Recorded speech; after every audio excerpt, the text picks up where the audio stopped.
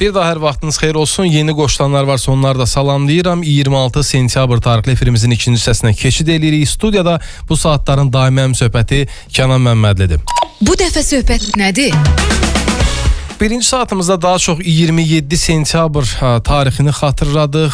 Düz 5 il bundan öncə və zəfər yürüyüşü dediyimiz böyük bizim qələbəmizi qeyd etdiyimiz vətən müharibəsindən danışırdıq və 27 sentyabrda həmin o hadisələr baş verdi və Azərbaycan ordusu öz şücaətini göstərdi. Vətənimiz, eləcə də xalqımız və deyək hakimiyyət nümayəndələri necə yumruq kimi birləşdilərsə, düşmən bunun qarşısında aciz qaldı və biz tarixi qələbəni qazandıq.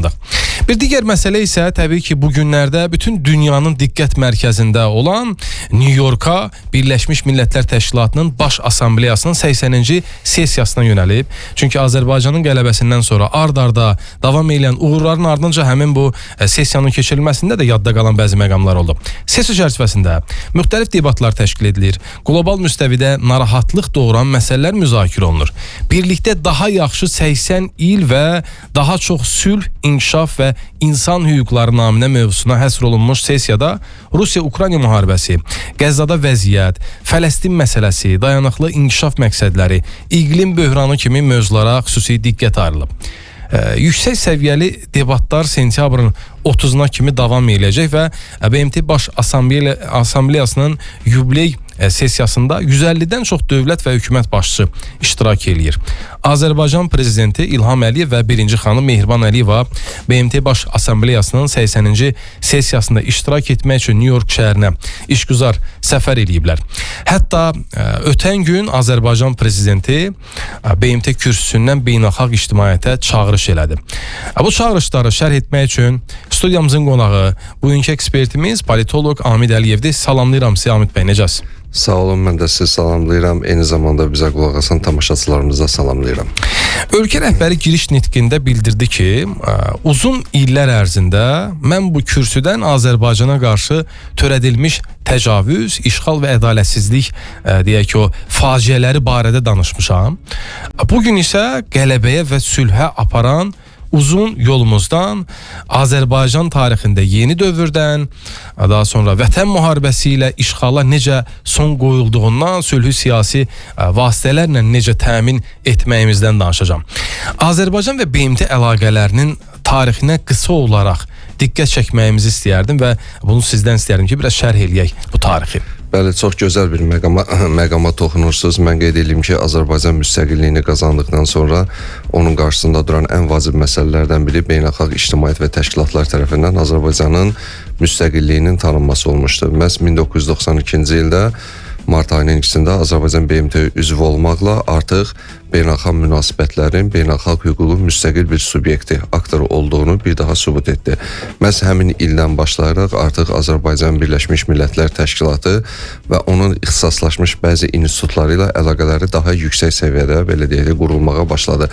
Əməkdaşlıq hər iki tərəfdən, belə deyək, ən yüksək səviyyədə həyata keçirilirdi. Bu illər ərzində BMT baş katibi tərəfindən dəfələrlə Azərbaycanın ünvanına, Azərbaycan dövlət başçısının ünvanına təşəkkür məktubları göndərilmiş. Azərbaycanın bu təşkilat daxilində həyata keçirdiyi işlər yüksək qiymətləndirilmişdir. Məsələn, biz nəzərə alsaq ki, pandemiya dövründə məhz Azərbaycanın təşəbbüskarlığı ilə xüsusi bir BMT-nin iclası keçirildi və bu iclasda Azərbaycan, belə deyək, həmin dövr üçün vaksinlərin qeyri-bərabər paylanmasına qarşı çıxdı və belə bir təklif irəli sürdü ki, nəinki inkişaf etmiş və inkişaf etməkdə olan dünyanın üçüncü növ dövlətlərinə də bu vaksinlərin çatdırılması vacibdir. Məhz həmin ərəfədə Azərbaycan bir çox dövlətlərə vaksinin çatdırılması və maliyyə yardımlarının həyata keçirilməsində uğurla icra etdi və buna görə də BMT tərəfindən Azərbaycanın işi yüksək səviyyədə qiymətləndirildi.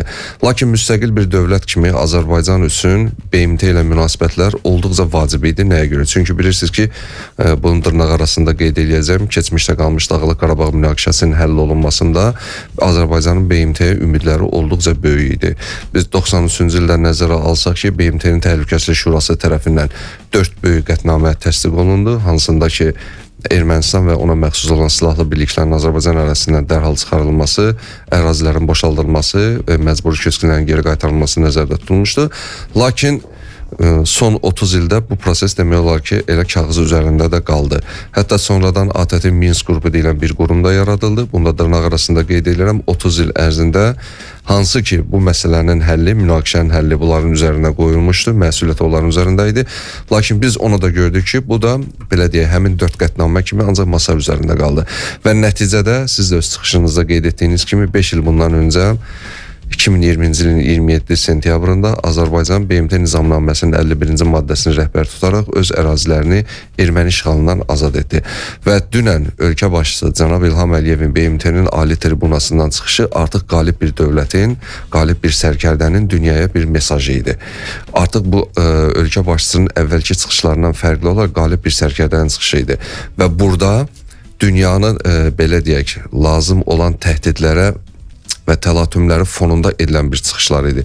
Əgər biz ölkə başçısı cənab İlham Əliyevin çıxışına konseptual olaraq yanaşsaq, onda burada mesajlardan biri ondan ibarət idi ki, siz də qeyd etdiyiniz kimi, bu son 30 il ərzində Qafqazda mövcud olan münaqişə. Yəni Azərbaycanla Ermənistan, düzdür, bu artıq geridə qalıb, lakin biz buna qayıtmalıyıq hər zaman, bunu bildirməliyik. 4 qətnamə icra edilmədi, 1 milyona yaxın Azərbaycanlı öz dədə-baba yurdlarından didərgin salındı və onların geri qaytarılması istiqamətində heç bir addım atılmadı. İkinci mühüm mesaj ondan ibarətdir ki, sülh prosesi. 2020-ci ildə Azərbaycan qələbəni əldə etdikdən sonra məhz sülh yolunun, sülh traktoriyasının strategiyasının təşəbbüskarı oldu. Və bu da görünməmiş bir hal idi ki, qalib olan dövlət ilk dəfə öz belə deyən məğlub olan tərəfə sülhü təklif edir və son 5 il ərzində bu sülh istiqamətində Azərbaycan tərəfindən konturları cızılan çox vacib şərtlərə əməl edildi və Azərbaycan hesab edirəm ki, diplomatiyası bu istiqamətdə qarşıya qoyduğu məqsədləri uğurla icra etdi. Növbəti mesaj ondan ibarət idi ki, Azərbaycanın bölgədəki rolu, tranzit nəqliyyat xabları və enerji diplomatiyası. Bütövlükdə bir götürsək, dünən ölkə başçısı cənab İlham Əliyevin verdiyi mesajlar nəinki Qafqaz regionu, regiondan kənarda olan regional güclər və ümumiyyətlə dünya üçün çox vacib və əhəmiyyətli mesajlar idi. Əslində sülhlə bağlı məqamlara qismən toxundunuz, amma istəyərdim yenidən biraz daha ətraflı danışaq bundan.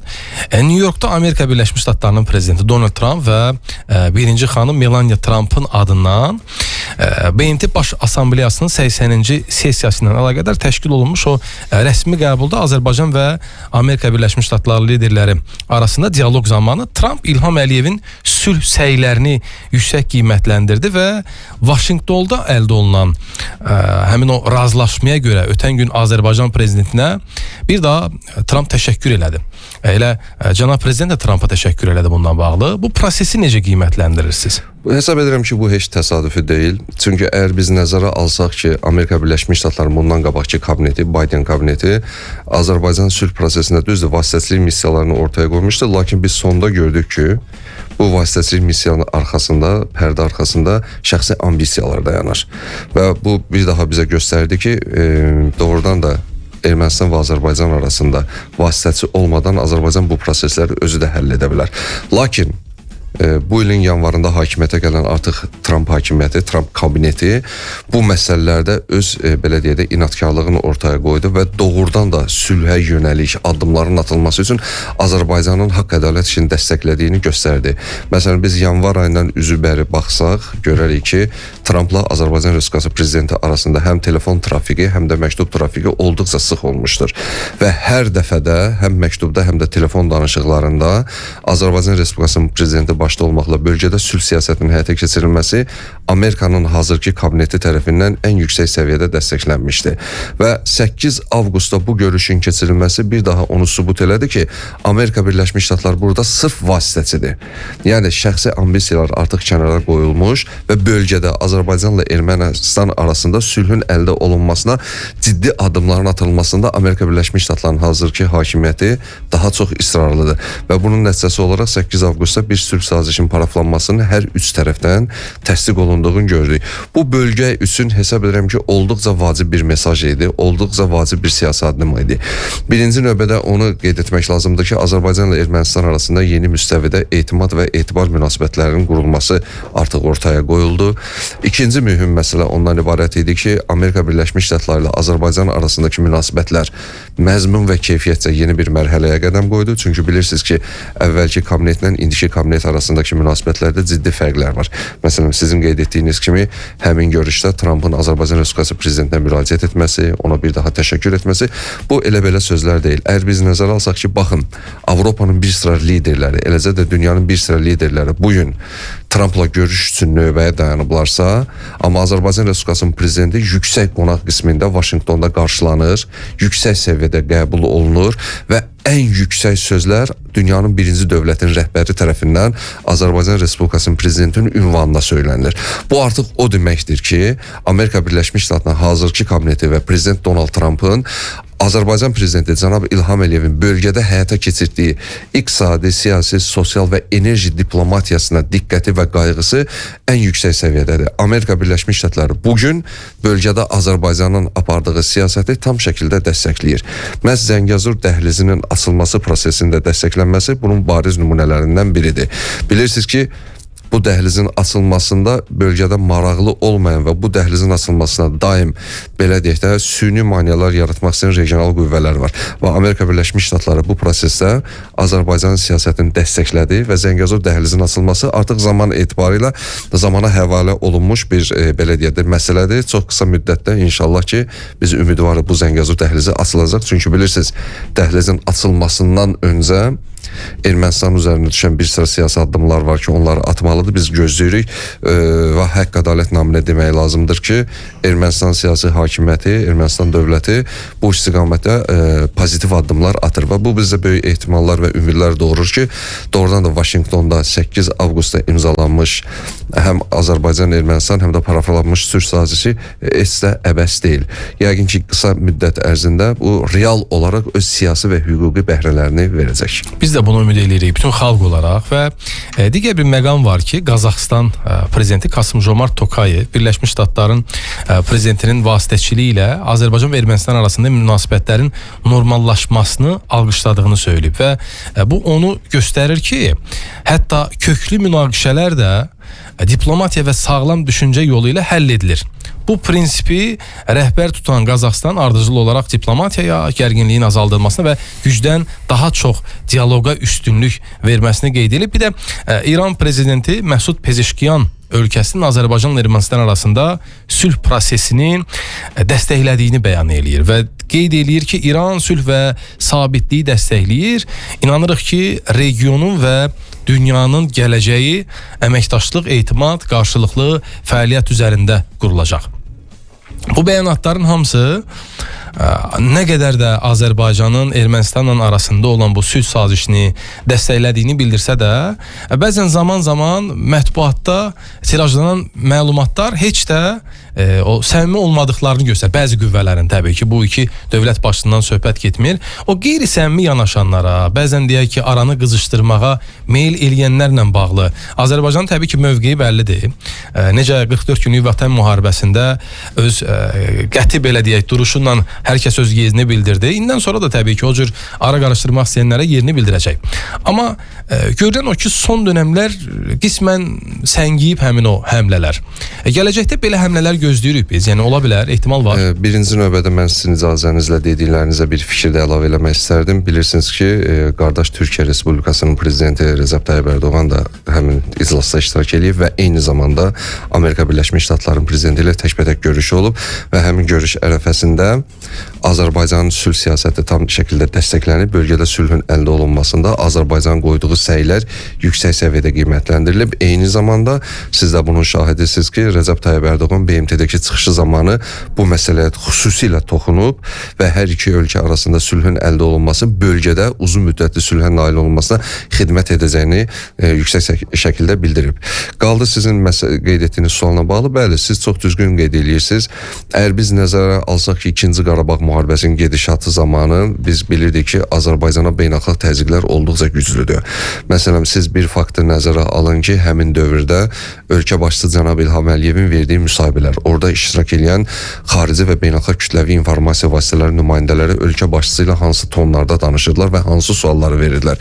Sanki biz öz torpaqlarımızı geri qaytarmağa çalışan olan bir dövlət yox, işğalçı dövlət qismində iştirak edirik. Çox provokativ qüvvələr var idi orada. Sanki bizi ittiham edirdilər. Sanki Azərbaycanı bu prosesdən çəkindirməyə çalışırdılar. Lakin ölkə başçısının bacarığı, diplomatik səriştəsi, həmin belə deyək də şəxslərə verdiyi cavablar, tutarlı, detallı və faktlara əsaslanmış cavablar, onların yerində susturulması bu prosesləri tamamilə həll elədi.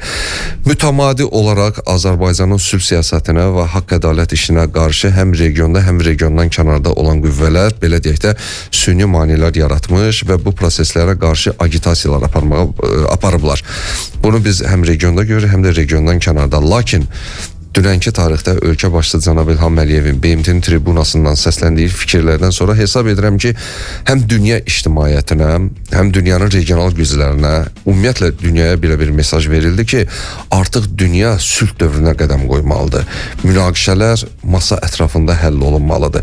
İşğalçı ilə işğala məruz qalan dövlət tam şəkildə bildirilməli və qeyd olunmalıdır. Artıq BMT-nin səsləndirilən fikirlər var ki, islahatlar aparılmalıdır, BMT-nin prinsipləri işləmir.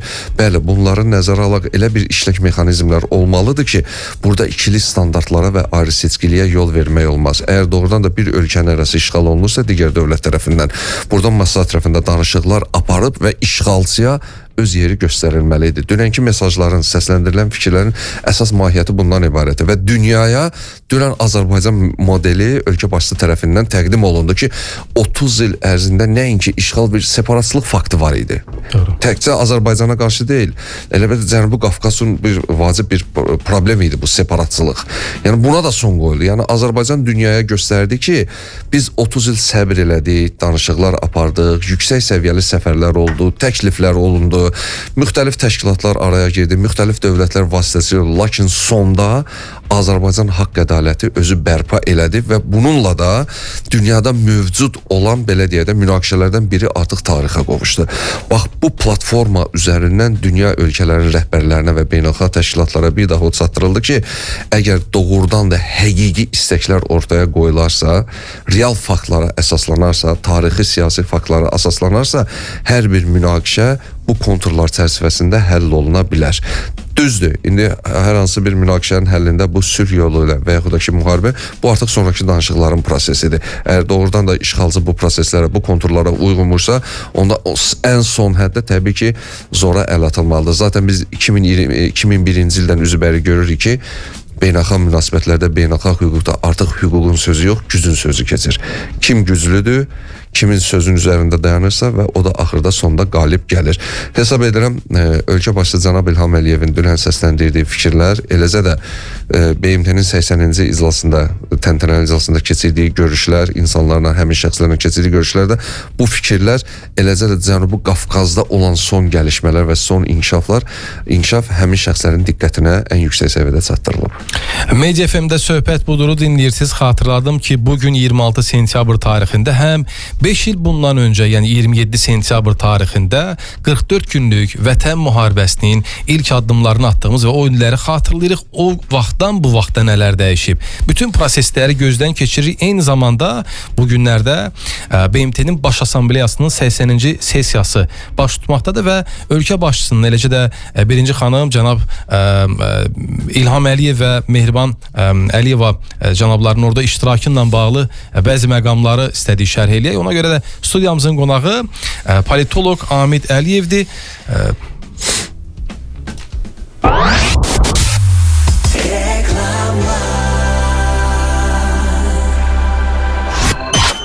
Yeni telefon, səyahət və ya gələcək planlarınız üçün pul yığmaq istəyirsiniz? ABB-nin Dama hesabı ilə yığım edin. İllik 6% qazanın. Elə indi ABB Mobile-a daxil olun. Dama hesabınızı açın. Ətraflı 937. ABB Mərkəzi Bankın 30-12-1992-ci il tarixli 2 nömrəli lisenziyası əsasında fəaliyyət göstərir. Antalya, Bodrum, Marmaris, Fethiye, Yunanistan adaları və digər istiqamətlərə çox uyğun qiymətlərə və sərfəli şərtlərlə qaynar yay turları Navi Travel'da. Bundan başqa Navi Travel sizə sərfəli şərtlərlə otel rezervasiyaları, bütün istiqamətlərə aviabiletlər, viza dəstəyi, səyahət sığortası, transfer və digər turizm xidmətləri də təklif edir. Navi Travel'dan siz bu xidmətləri hissə ödənişlə də əldə edə bilərsiniz. Bu yayın sərfəli istirahət fürsətlərini qaçırmayın. Navi Travel, sərfəli və güvənli səyahət. Ətraflı məlumatı 077 550 1111 WhatsApp nömrəsindən və navitravel.az Instagram səhifəsindən ala bilərsiniz. 802 nömrəsinə kimlər zəng edə bilər? Narkotik vasitə və ondan asıllıq mövzusunda məlumat almaq istəyənlər. Narkotik vasitələrin qanunsuz dövriyyəsinə dair məlumat vermək istəyənlər. Narkotik istifadəçiləri. Narkotik asıllıqdan əziyyət çəkən ailələr. Bu istiqamətdə məlumat almaq istəyən hər kəs. Həftənin 1-ci gündən 5-ci günədək saat 9-dan 18-ədək 802 qaynar xəttinə müraciət edə bilərsiniz. Hörmətli təqaüdçülər, Əmək və Əhalinin Sosial Müdafiəsi Nazirliyinin və onun tabeliyində olan Dövlət Sosial Müdafiə Fondunun təşəbbüsü ilə həyata keçirilən Sosial Tərəfdaş Layihəlıq proqramı çərçivəsində ölkə üzrə bir sıra seçilmiş marketlər, apteklər və klinikalarda xüsusi endirimlərdən yararlana bilərsiniz. Endirimlərdən yararlanmaq üçün e-sosial mobil tətbiqini yükləyərək qeydiyyatdan keçməli və tətbiqdə görünən Sosial Tərəfdaş barkodunu ödənişdən əvvəl kassada təqdim etməyiniz kifayətdir. Tərəfdaş müəssisələrin siyasi və ətraflı məlumat üçün sosialtərəfdaş.az saytına daxil ola bilərsiniz. Perla Mebildə cehiz paketləri cəmi 2205 manatdan başlayan qiymətlərlə 3w.perla.az Qaynar xətt 918 Perla sizi düşünür.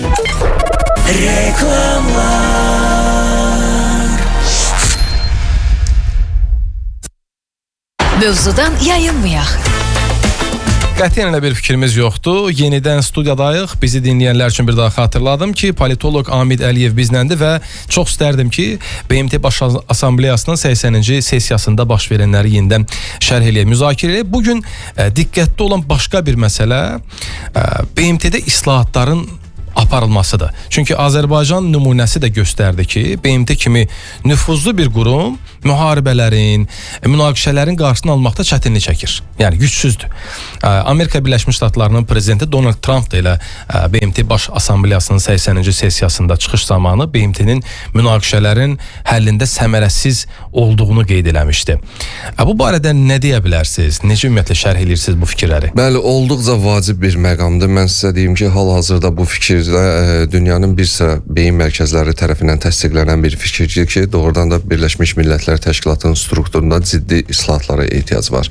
1945-ci ildə yaranan və dünyada sülhün və təhlükəsizliyin təmin edilməsini məsuliyyəti öz üzərinə götürən BMT artıq 20-ci əsrin sonu, 21-ci əsrin əvvəllərində belə deyə də strukturunda ciddi nöqsanların olduğu görüldü və bu artıq dünya ictimaiyyəti, dünya dövlətləri tərəfindən bir daha təsdiq olundu ki, artıq BMT hər hansısa bir münaqişələrin həllində selektiv və ikili standartlardan yanaşır. Məsələn, baxın 1997-ci ildə Bosniya-Hersegovina prosesinin həlli olmasında 1-2 saatın içərisində demək olar ki, mavi dəbilqəlilər ora yeridildi, müttəfiq dövlətlərin qoşunları əraziyə yeridildi və böyük bir prosesi tənzimlədilər. Və yaxud da ki, 2001-ci ildə əkiz qüllələrdə terror aktı həyata keçiriləndən sonra Amerika Birləşmiş Ştatları başda olmaqla, hansı ki BMT-nin Təhlükəsizlik Şurasının 5 daimi üzvündən biridir, dünya ölkələri Amerika Birləşmiş Ştatları başda olmaqla böyük bir antiterror əməliyyatına başladılar. İraq, Liviya, Əfqanistan bunun qurbanı oldu və sonda biz nə gördük? Amerika Birləşmiş Ştatlarının keçmiş müdafiə naziri var idi, Colin Powell bildirdi ki, biz İraqa kütləvi qırğın silahlarını axtarmaq üçün girmişdik, amma sonunda məlum oldu ki, belə bir silahlar heç İraqda yoxdur. Və yaxud da ki, Əfqanistan 20 illik işğallarından sonra Amerika 1 saat, 2 saat içərisində ölkəni tamamilə belə deyilir, tərk etdi, getdi və bu gün Əfqanistandakı vəziyyət hamının gözü qabağındadır. Və yaxud gəlin baxaq proseslər ki, yaxın şərqdə başlanan proseslər. BMT-nin hansı rezolyusiyaları və yaxud da ki, hansı qətnamələri bu prosesi tənzimləyir? Heç bir. Prosesləri tənzimləyən ancaq müxtəlif regional dövlətlərdir. Və yaxud da ki, yenə qaydaq elə öz prosesimizə 30 illik münaqişə hansı BMT 4 qətnaməsi olaraq həll olundu mu? Öz həllini tapdı mı? Xeyr. 1 milyondan artıq olan qaçqınımız geri qayıtdı mı? Xeyr.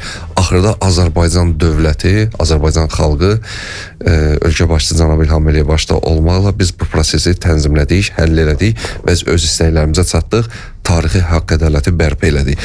Və digər faktları da sadalamaq olar. Bütün bunlar nəyi deməyə əsaslar verir ki? Bütün bunlar onu deməyə əsas verir ki, doğrudan da bugün qloballaşan dünyada artan o təhdidlər, ciddi faktlar fonunda BMT-nin strukturu dəyişməlidir. Məsələn, bunun tərəfdarlarından bəzi dövlətlər belə hesab edirlər ki, BMT Təhlükəsizlik Şurasının üzvlərinin sayı artmalıdır. Bu gün baxın, hətta BMT Təhlükəsizlik Şurasının üzvləri arasında ciddi dizbalans yaranıb. Çin bu gün demək olar ki, dünyaya meydan oxuya biləcək bir vəziyyətə gəlib çıxardıb. Son parada əgər siz baxdınızsa, onun üçlü triadası göstərildi ki, bu həm quruda, həm suda, həm havada nüvə silahlarını daşıyıb istənilən nöqtəyə çatdırıb öz məqsədlərinə nail ola bilər. Bu dünya üçün vacib bir mesaj idi, xüsusilə də Amerika Birləşmiş Ştatları üçün. Bu gün Amerika Birləşmiş Ştatları hansı ki digər daimi üzvüdür, dünya ilə artıq belə deyək də güc yolu ilə yox, iqtisadi sanksiyalar fonunda danışır. Bu gün eləcə də BMT Təhlükəsizlik Şurasının digər üzvü Rusiya digər bir dövlətin ərazisini işğal edir. Bax, bu fonda artıq dünyada belə bir təsəvvürlü formalanıb ki, BMT hər hansısa bir münaqişəni həll edə bilən orqan yox, təhlükəsizlik təmin edən orqan yox, lakin qətnamə çıxaran bir təşkilata çevrilib. Məsələn, Təhlükəsizlik Şurasının üzvlərinin artırılması tələb olunur. Bura Hindistanın, Ərəb dünyasından hansısa dövlətlərin, hətta Braziliyanın daxil edilməsinin tərəfdarları var. Eləcə də BMT tərkibinə üzv olan dövlətlərdən vahid bir mandat ətrafında formalaşa biləcək silahlı qüvvələrin yaradılması təklifi var ki, lazım olanda həmin qüvvələrdən istifadə olunsun. Bu mavi dəbilqəlilərdən başqa, sırf belə deyək də qısa müddət ərzində həmin ölkənin ərazisinə daxil olsun, işğalçının ərazisinə daxil olsun, tutaq ki, sülh yaratma qüvvələri və yaxud da ki, işğalçını geri qaytarma qüvvələri kimi bu qüvvələrdən istifadə olunsun. Lakin biz çox təəssüflə bu gün də görürük ki, bu proseslər hələ də səsləndirilir. Real faktlarla görsək, heç bir ciddi addımlar atılmır. Bu gün dünyada mövcud olan həm lokal, həm regional münaqişələrin həllində biz baxırıq ki, hansısa regional güclər, istər Amerika Birləşmiş Ştatları olsun, istər Çin olsun, İran olsun, Hindistan olsun, Rusiya Federasiyası olsun, artıq bu dövlətlər özləri vasitəçi olaraq bu prosesləri həll edir. Məsələn, son Hindistan-Pakistan münaqişəsini nəzərə alın, orada Çinin aktivliyi daha çox müşahidə olundu. Elə də Amerika Birləşmiş Ştatları heç BMT-nin belə deyək ki, hansısa bir ixtisaslaşmış institutunun və yaxud da ki, belə deyək də güc amilindən orada istifadə olunmadı. Yəni bu nə deməyə əsas verir? Artıq regional münaqişələrin və lokal münaqişələrin həlində BMT-yə ehtiyac yoxdur. Belə olan şərtdə onda sual ortaya çıxır. BMT nə üçündür və nəyə lazımdır? Əgər doğrudan BMT dünyada təhlükəsizlik təmin edən bir təşkilatdırsa, onda ciddi islahatlardan keçməlidir bu. Əgər biz nəzərə alsaq ki, artıq 70-80-cı illər deyil, soyuq müharibə dövrü deyil, iki qütblü dünya artıq indi deyirlər ki, iki qütblü dünya deyil, bir qütblü dünyadır. O illərlə formalaşan düşmən imici artıq aradan qalxıb, artıq qloballaşan dünyadır və nəzərə alın ki, süni zəkanın, süni intellektin, ictimai siyasi həyatın bütün sahələrinə total olaraq həm nəzarət, həm də müdaxilə etdiyi bir dövrdə BMT təbii ki, yenidən islahatlar əsasında formalaşmalıdır. BMT-nin islahatlar əsasında formalaşması həqiqətən də uzun bir dövrdür ki, müzakirələr gedir, amma görünən o ki, hələ də o bürokratik əngəllər bilmirəm imkan vermir, yoxsa konkret konsensusa gələ bilmirlər, uzana gedir. Ümid elə ki, tez bir zamanda doğrudan bir funksional orqan olar və hazırda dünyada cəryan eləyən bu odlu münaqişələrin necəsə bir son qoya bilər, qarşısına ala bilər. Ümid edək, bəli. Prezident bildirib ki, hazırda biz 14 ölkəyə təbii qaz ixrac edən bir ölkəyik və bununla da Azərbaycan boru kəməri vasitəsilə qaz təmin edən ölkələrin sırasında dünyada birinci yeri tutur. Çox ciddi bir rəqəmdir. Bu, Avropada və onun hüdudlarından kənarda enerji təhlükəsizliyinin təmin edilməsində və təchizat marşrutlarının şaxələndirilməsində bizim strateji rolumuzu əks etdirir. Azərbaycan ixrac potensialı, hazırda qurulan əlaqələr, ölkəmizdə nələri vəd edir ölkəmizə və ümumiyyətlə iqtisadi və digər aspektlərdən buna əgər yanaşsaq bu məsələni. Çünki bu günlərdə BMT dediyimiz o 80-ci sessiya çərçivəsində bir çox dövlət başçıları, hökumət rəsmiləri görüşlər baş tutdu və elə deyək ki, bu mötəbər görüşlərin əksəriyyətdə qarşı tərəfin istəyi ilə, xahişi ilə baş tutdu. Bəli. Birinci ondan başlayaq ki, dünən ölkə başçısı çıxışının bir hissəsi məhz Azərbaycanın enerji resurslarının ixrac edilməsi və enerji diplomatiyasına sərf edilmişdi. Bilirsiniz ki, 2-ci Qarabağ müharibəsindən sonra Azərbaycanın xarici siyasətində ən aparıcı ana xətlərdən biri enerji diplomatiyası idi. Çünki Azərbaycanın mövcud sahib olduğu karbohidrogen ehtiyatlar ona imkan verir ki, əlimizdə olan enerji ehtiyatları digər dövlətlərə də ixrac olunsun.